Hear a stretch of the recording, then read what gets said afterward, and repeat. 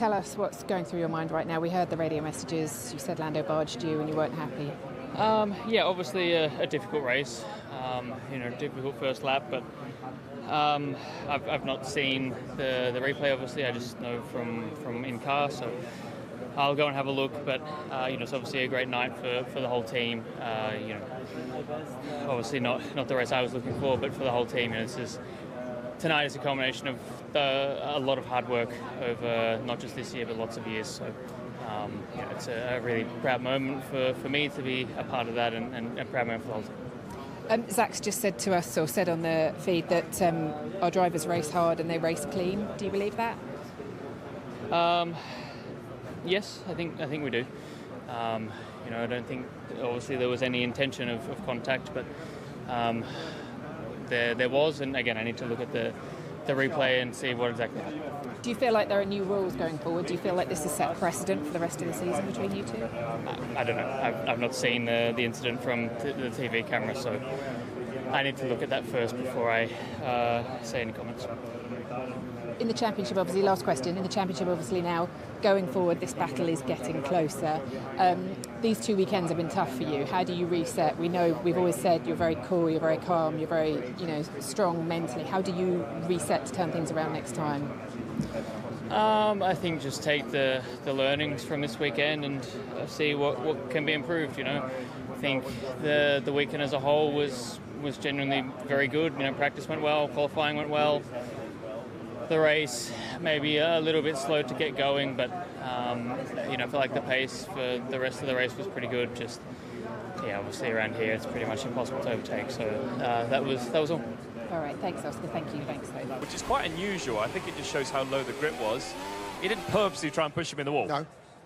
I mean, there was a little clip as well of Max, and that bumped him into that way. But from Oscar's perspective, he's thinking, he's just giving me a tap in towards the wall here. What did you think, Jamie? Yeah, I can see why in Oscar's in his cockpit, he's not seeing the whole sequence of events, but it's such low grip, and he had to go for it. Lando had to go for it. There was a gap there.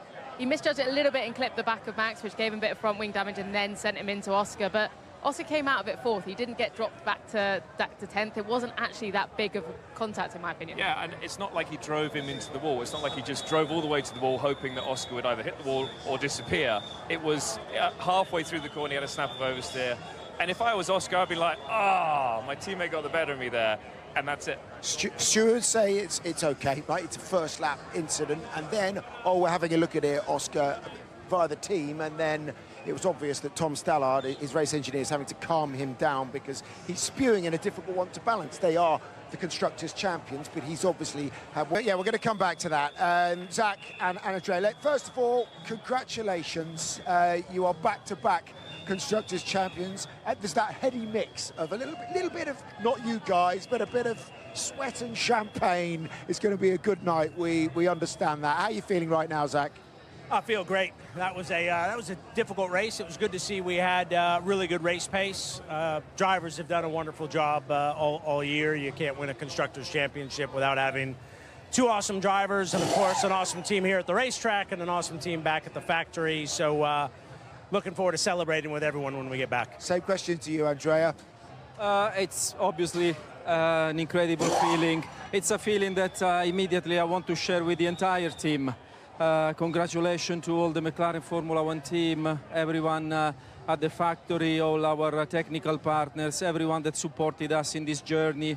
Already last year, achieving the World Championship seemed almost incredible, and confirming this for the second year in a row, it's, yeah, maybe I should say unbelievable, but it's happening and it's a fantastic feeling. And coming back to the race today, third and fourth, are you happy with that, relatively speaking, from where you were earlier in the weekend? For the race itself? Yeah. Well, I think, like Zach said, it was important for us today to confirm that the race pace is there. We knew somehow, and we got confirmation that tracks like Canada, Baku, here in Singapore don't necessarily suit our car. Yesterday we got confirmation. We were a little bit worried about the race pace, but it was good today. So we look forward to the final 1/4 of the championship. My question's for both of you, because obviously we worked together back in 2016, and to think how far you guys have come. Yeah. How does it feel to be part of the whole process of coming from where you guys were to being you know, the double world champions, back-to-back world champions. I mean, it must be so emotional knowing that you've been a big part of that and you've seen the whole change all the way through. Well, the main thing. However, guys, this is motor racing, and inevitably, you know, I'm going to ask this question. We were just having a look at it at the Sky Pad there. The move that Lando put on Oscar, we know the steward said it was okay, and you guys then had a little review of it, whatever systems or processes you've got in place for that one. What are you going to say to Oscar Piastri? Was that a fair move? These guys think it was, but what's your take on it? Like all race weekends, you review everything. You know, first corner, looks like Max and Lando either touched or had to check up. So we'll look at it in more depth on Monday, but clearly just hard racing. And in terms of reviewing things, obviously you've got your papaya rules, but now you've clinched the team championship. Does anything change? Are you going to allow the two drivers to separate a little bit and go head-to-head for the drivers? Well, but the two drivers, they were already in condition to race, pursue their aspirations. So we will stay in continuity with this approach. Every race we learn a little bit, we fine-tune, but it's a matter of details. There will be continuity with what is the pursuit of the Drivers' Championship. Doesn't change the approach, having won the Constructors. You've still got two very young drivers, and they've been very young in terms of working together with the team. What can you say about these two guys that have just clinched your Constructors' Championship? They're two of the fastest racing drivers in the world, and they're two of the best teammates and drivers within the team. And it's rare to be able to get that combination. So when we select our drivers, obviously we want to have two drivers that we think can win races and win world championships, which I think they've proven they're capable of that, but then also the team atmosphere, and it's very enjoyable racing with these two guys. I mean, it is, absolutely, because you've put this free racing in, but I think Oscar clearly felt hard done by today, Andrea. How do you manage that going forward? And do you think it's just going to change things slightly? Because he's normally flat calm, but he wasn't today after that. Well, first of all, we have to put everything in perspective. It's comments from a driver in a Formula One car. You know, there's the heat of the moment. The information that is available is just his point of view, and it's just his Lando moving on to him. So I think, as usual, we will have good conversation. We will build from there and come up stronger. This has been the whole process, as we said before, on building together a strong team of which the drivers are a great foundational part. Where's the party? Sounds like it's in there, but the big one will be back at the MTC, because we want to celebrate with everyone. Tom, many congratulations. Done really well. Back-to-back Constructors champions. Let's go. Sorry. What were you watching just then, by the way? The start, I was wondering how Lando got into P3, so I was just looking. I mean, we could discuss that, but you probably don't want to get involved in that. I don't really care at all. Well, I'm not surprised, because that was sensational. Well done. Thank you. You must be really pleased. Yeah, I'm really pleased. As I said, this weekend, this track has been, sorry, got my own hair in my mouth. This track has not been my best friend over the years, mainly through my own doing. And it's been a tense weekend for me, and Friday was not a good day. Wasn't feeling good, but come Q3 felt really on it, and the race really under control. Such a long race, God, it's crazy. This race is like half an hour longer than some others, but I was pretty glad to see the checker flag. Any moments where you were getting the flashbacks and the keep it on the grey stuff? I got to be honest, the last 10 laps, so I thought, that wall, I'm going to give a little bit more margin. But I stayed on it, to be honest. I realised as soon as you back off a bit, tyre temps maybe drop, and you're not as focused. So I just sort of stayed on it. It was really challenging with the blue flag cars as well. But I'm happy. So the Constructors now, massively important for teams. For you to take second in the Constructors as a team, what would that mean? Because obviously drivers is a long stretch. No, I mean, that's the goal for us at the moment. The team are working so hard. We know McLaren have a dominant team, but we've, on average, had the second best car, sort of along with Max, and we need to try and seal that P2. So, pleased. Kimi, was he fifth? Kimi, yes. Yeah, fifth. Yeah. So pleased, he got some good points as well, and it's just what we needed. Are you quicker than the Red Bull, do you think, going forward? I think it's very tight, to be honest. I think this was a bit of a unique race weekend. They've obviously been the dominant one recently. But I think McLaren, again, were probably the quickest car. Like, for Lando to stay that close for that long shows quite a lot. Thank you. And actually, the thing is, now that Kimi Antonelli has registered a couple of decent results in the last couple of outings, all of a sudden, Yuki struggling week in, week out just highlights how important it is to have both cars in the running. But credit where credit's due. Let's start with George, his girlfriend Carmen in behind there. Everyone very, very happy. It was, well, it seemed so easy for him this weekend. Yeah, he just delivered. I think it's one of those races when it's a bit of a boring race. It's almost good for him, but a little bit bad for us because we never see him. He's just out front.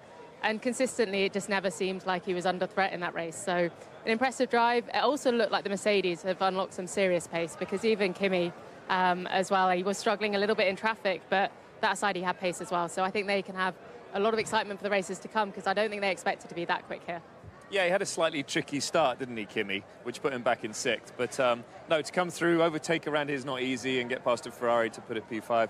Yeah, it's a good result, and it's a steady result for him, which is, I think, what he needs, give him more confidence going into Austin. Where's George's driving now compared to the rest of his career? Is he driving the best he's ever driven? I think so. He's just getting better and better. Every single race, every single year, he's just improving. And I think that's the thing. Last year he was up against a 7-time world champion in Lewis Hamilton, and on his day outperforming him, and in qualifying especially, his performances were unmatched. So now suddenly this year, I think the question was, would he be able to perform being the leader of the team? And he absolutely has risen to that and beyond. So he really is in one of the strongest positions. I think we talk a lot about Max outperforming the car, but George as well. He's very much up there in that bracket. Yeah, when you look at his weekend, he was on the back foot after FP1 because he had the incident.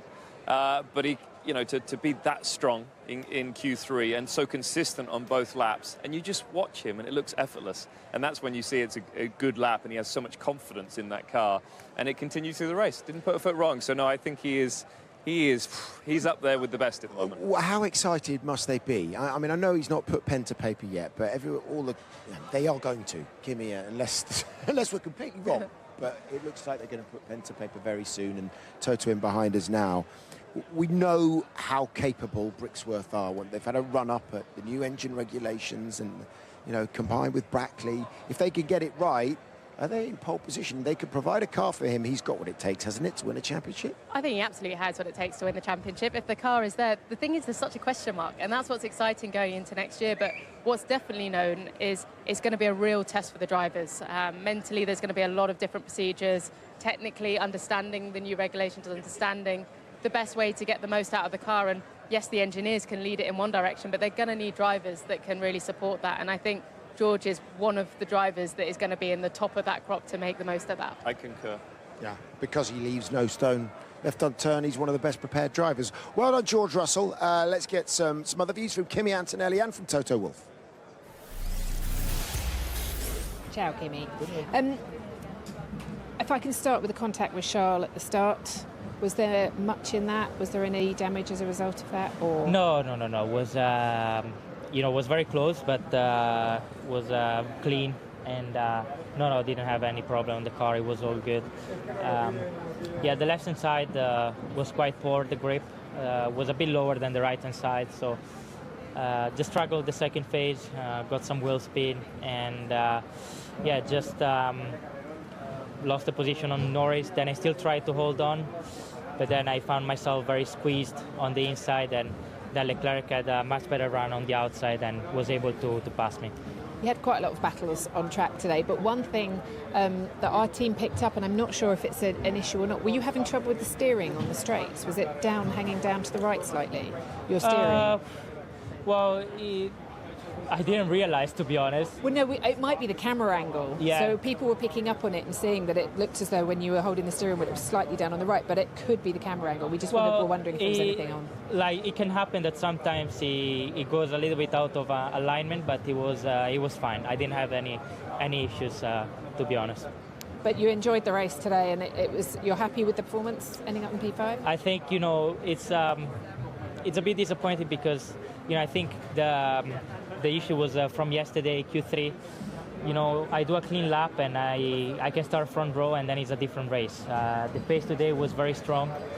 In those few laps that I did in clean air, we were really quick.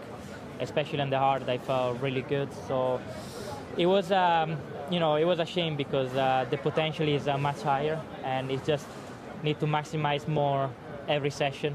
And apart from that, George did a great job this weekend because we had a really strong car, and he was able to maximize the performance and bring home a win.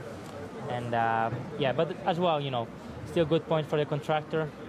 As well, congratulations to McLaren for winning the constructor, and congratulations to our department, HPP at Brixworth, because they did an incredible job, and really looking forward to the next few races. Thank you, well done. Well said. Well, he's not bad, is he, George? He had that one completely under control. Yeah, that was amazing from the get-go. It was amazing, the pace he had, the pace the car had. I mean, it was really the winning formula today. And I suppose the big story of the day is that a Mercedes-powered car has won the Constructors' Championship. While it's annoying for you, because if anybody other than Mercedes wins the Constructors' Championship, I imagine you feel pain. Do you feel a little bit of congratulations for them? If it's not us that can win the championship, obviously a McLaren powered by a Mercedes engine is something that is something good. We know at least that maybe if the shortcomings where they were for sure not on the engine side. So yeah, a McLaren Mercedes is Constructor World Champion. That's good. Okay, well done. Congratulations. Thanks. Most of them that put themselves in that position. How do you think they debrief that, Ant? Is that going to be a difficult one? Will Oscar calm down? Once he sees it and sees all the angles, or not? He will, because I think once he realises that the reason for the main contact was because of the contact that Lando made with Verstappen, it's a miscalculation. It's a racing error from Lando's side. But in the heat of the moment, you can sometimes expect these things. We've got to walk with you. Thanks, Anthony. Sorry, chaos here. We can walk with you. We're going to take you down to the driver's press row. Congratulations. That was like a nerveless weekend. Did it feel nerveless? It was a nervous weekend, did you say? Nerveless. Nerveless. Well, not after crashing in practice, to be honest. Post that. I was struggling on Friday, to be honest. I was struggling Saturday morning. And then even in Q1, didn't feel great. But then come Q3, I felt really on it. And then the race today, the start was mega. Stint 1 was probably one of the best stints I've done in my career to pull that sort of 10-second gap to Max. And that's ultimately what gave us the win. I think it was my track cycle with Ant that gave me a few tips. Yeah, as you say, you learned it all from the Skypad, didn't you? After you, Jamie. But yeah, go on. Oh, I was going to ask what changed, though, because also you said this wasn't a track that you thought you would get that well at. Yeah. I mean, I think it's all to do with the overheating. And usually there's a lot of overheating on this circuit, but they re-tarmac some of the corners. And for whatever reason, the tyres weren't overheating as much as anybody expected. So I think that was the reason. I think Lando was very quick this race, though, to be fair. For him to be 1 second behind Max for so long, had he had a better qualifying, I think they would have walked it. What does this mean for the rest of the year? I mean, it's good to see Kimi. We were talking about that with Anthony Skypad as well in 5th. You've got 2 cars, and you're now 25 points ahead of Ferrari. 2 cars in the running from here on in. It'd be nice to secure that second, wouldn't it? Yeah, for sure. I mean, we've consistently been doing a better job than Ferrari. Obviously, Kimi had a tough run of form, but he's really sort of finding his way at the moment, and he's been exceptionally quick this weekend. It didn't really work out for him in qualifying, but he was almost leading the way on Friday. So I'm sort of glad for him, and we're all glad that sort of he's consistently putting in some good results now. Had some pretty mega wins. Where would you rank this one? I mean, Vegas was a pretty cool one, to be honest. But I would say this was probably my most dominant weekend, all in all. And because it was so unexpected as well. Yeah, I mean, so what happened? What's happened to the car? Why is it so compliant? I mean, I've always been pretty quick here in Singapore. Yeah. I mean, I qualified 2nd here a few years ago, 4th here last year, but this place has never been my best friend through usually mistakes of my own doing.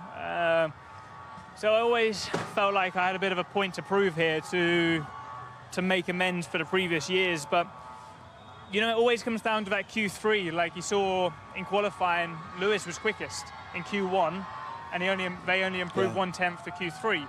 We improved 7/10 to Q3, and in Baku they were really quick, but they didn't do the job in Q3. So you know, these last 2 weekends we have been ahead of those guys, but arguably they could have been right there with us. But you personally are performing at such a high level now. What are you putting that down to, and do you feel like you're just going to keep getting better and better? Yeah, I think I'm just in a really great space with my group of engineers around me. I know exactly what. You're going to say your group of friends there. Yeah, a group of friends as well, you know. And I just know exactly what I need to do sort of week in, week out, and just knowing, like, when you go to Singapore, what is it I need to look out for? When I go to Austin, what is it I need to look out for? And I just feel in a great place and driving better than ever. We were squeezing Toto, pressing him extremely hard on the contract situation. He said days, hours, or minutes, we asked him. He said, well, it's getting down to that. Are we going to hear something by Austin, do you think? I mean, it's quite convenient. I can't actually hear you very well. Come on. Contract. I don't know. You're speaking to the wrong person here. So, you know, I think we all want to get it done. But, you know, ultimately, like I've said before, it's got to be right. I'm not going to rush things. Hi, guys. There's no need to rush things for either of us. But realistically, it's going to happen. Put yourself in the shot window, though, today, didn't you? So nice one. Well done, George. I'll take that off you. Congratulations to George Russell, who has won his 5th Grand Prix. First one here around the streets of Marina Bay. He's off to the press conference to join the other top 3, Max Verstappen and Lando Norris. And when we come back, we will hear from the 4-time world champion who... Hi Max, that pace from the Mercedes looked quite strong today. Had you got pole yesterday, do you think you'd have been able to hold them off in that race today, from what you saw? Well, I mean, that's always easy to say like that, right? Yeah. In hindsight, yes. If you would have done a faster lap time, then you would have had pole. Yeah. But I mean, catching him, sitting behind him, what was your feeling today? Well, I think the problem that we had was that in general today nothing really went smooth because I had a lot of issues with the shifts. So downshifting, upshifting, it was just really unpredictable. It made it really difficult to go into the corners. Then the balance of the car was also worse than I expected it to be. So also there I had to manage, and it basically was very difficult to just be consistent. I think the pace today, what was I think the strongest was again McLaren.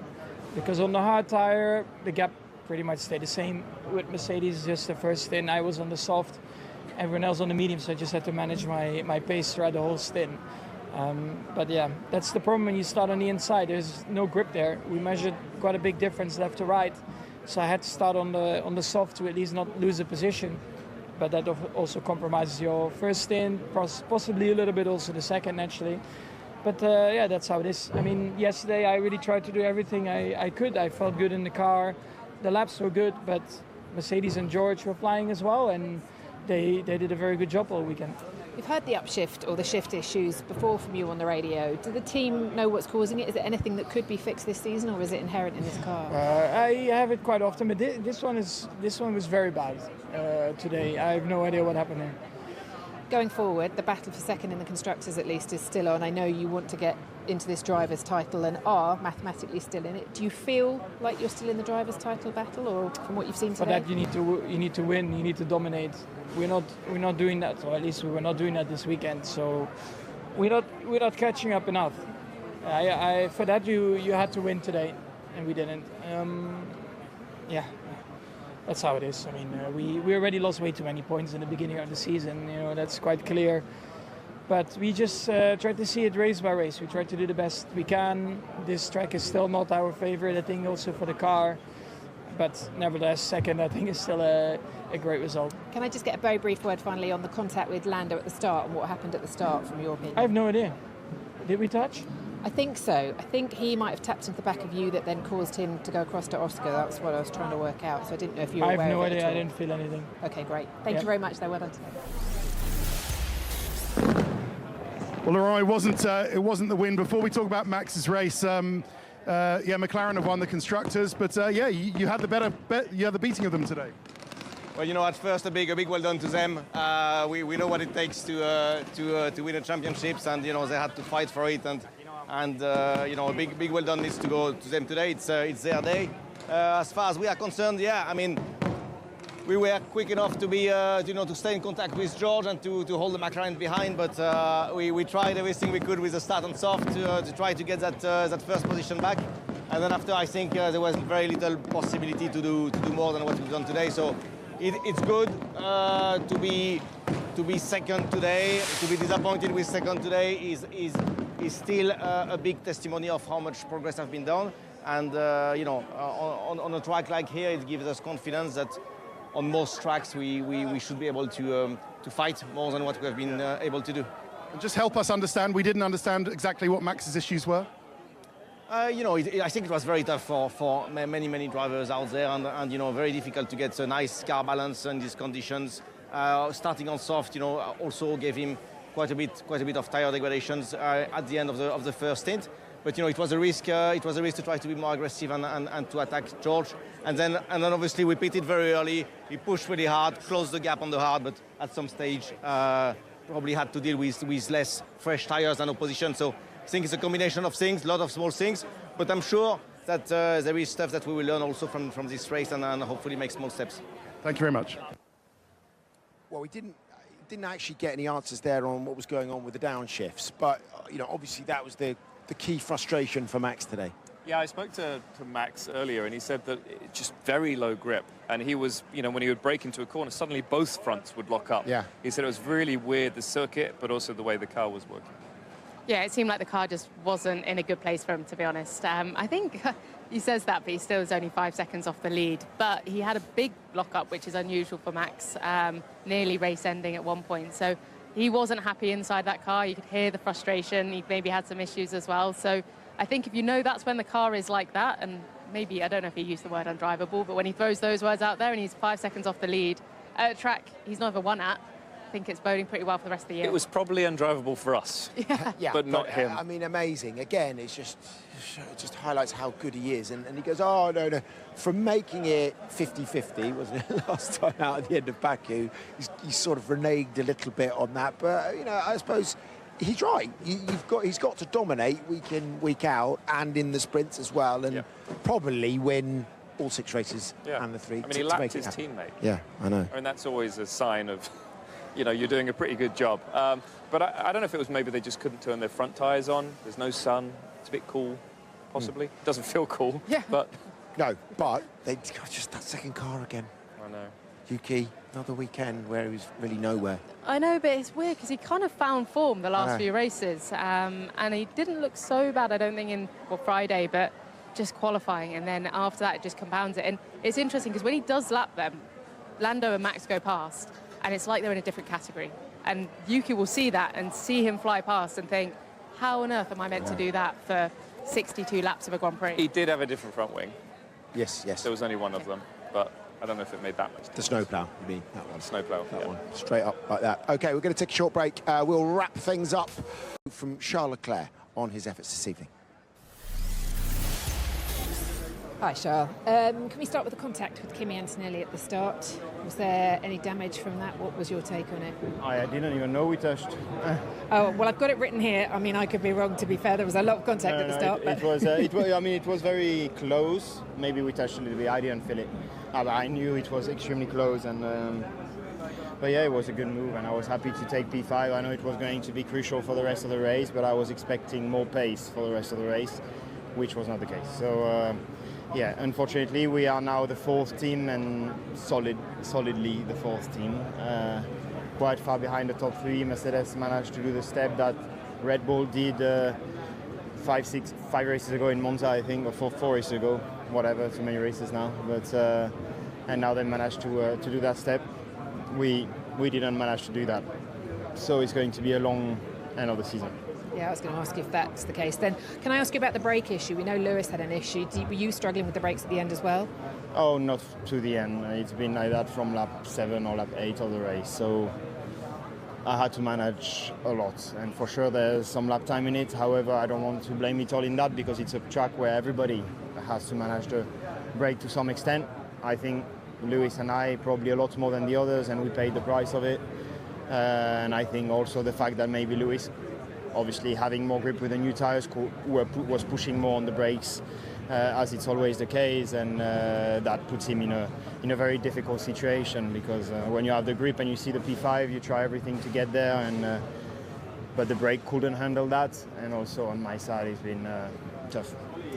Just to clarify, they were overheating. I know early on they said to you on the radio they were too hot, braking energy. I need to speak with the team, but yeah, I mean, surely they were too hot with these conditions. Thank you. Thanks very much. 10 braking zones, 4 of those heavy. Has that ever happened to you? No. Not in a race. I've had it in testing 23 years ago. Yeah. But not in a race. But no, it's... normally you feel it as well, and the team know that they're getting a bit hot. But yeah, putting new tyres on the end, softs, it's always going to push them to their limits. Any point on that? I mean, yeah, I mean, for Lewis, he's lucky towards the end there. He's using any means to get round, wasn't he, really? Cutting everything. The worst feeling in the world. He lost a huge amount of lap time, but then cutting everything, I think that's where the penalty came from. So it's kind of double whammy. No brakes, just trying to get round, and then you get a penalty. So disaster, to be honest. I'm amazed. 5 seconds? It doesn't sound like a lot for the amount of apexes that he didn't... Yeah. Well, the amount of corners he didn't go around. Go where you want. Why not? Why not? Here's Fernando Alonso. I'm glad you're smiling, Fernando, because we know there was some angry radio at the end. So just tell me, I know you saw Lewis had the brake issue at the end, and you weren't happy with what you saw. Yeah, I mean, it was... yeah, one of those moments for 1/10 of a second. I think I didn't get the position, but still, I think...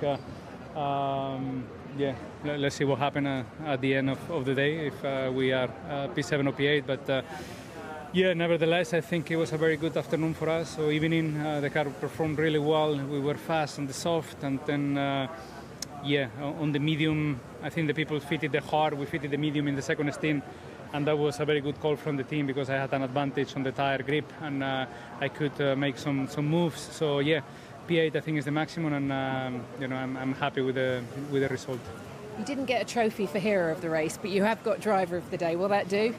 Yeah, I think so. I mean, I'm never normally driver of the day, because when you are not in the podium or something like that, you are anonymous, normally on TV. So you know, I'm glad if I got it. But yeah, we had some fights. Some of them probably unnecessary. We lost a lot of time. But yeah, this is a street circuit, Singapore, so it's normal to fight hard. Any of the fights in particular you mentioned? I mean, we saw the battle with Isaac, but I mean, it's just a case of the circuit. No, I mean, here, they were all clean, all good, and yeah, hard racing, but that's issue.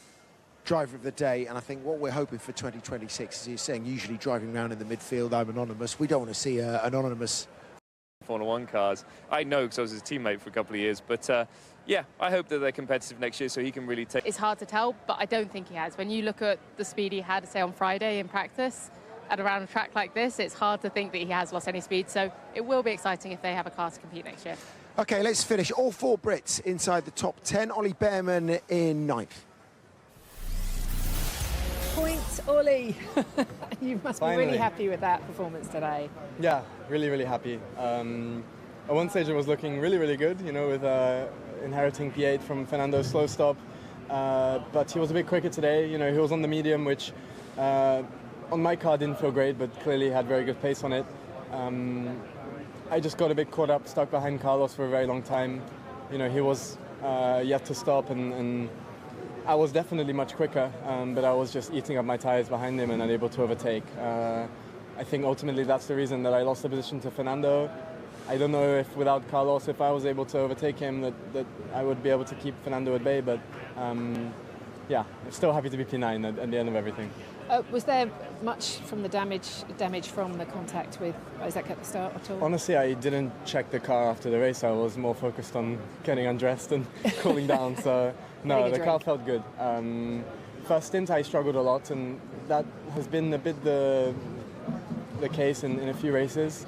Tough to get the rhythm. You know, I didn't manage to do a long run properly during the weekend. So also for myself, I'm kind of learning what the car is doing in heavy fuel. So, you know, that probably didn't help our race, and it's a shame about 10-1 as well. I need to review what went wrong there. Thanks, Ollie. Thanks. Well done today. Well done, Ollie. And there we go. Lando finishing with a podium as close to within 22 points. As I mentioned, and I've said it, he's just going to the photo, but the Constructors champions back-to-back for the first time since that stretch, 1988 to 1991. Obviously huge for them. Where do you think we are? Where does this leave the championship after that move? Oscar also making his way out there, but as we know, probably will be the lesser happy of the two this evening.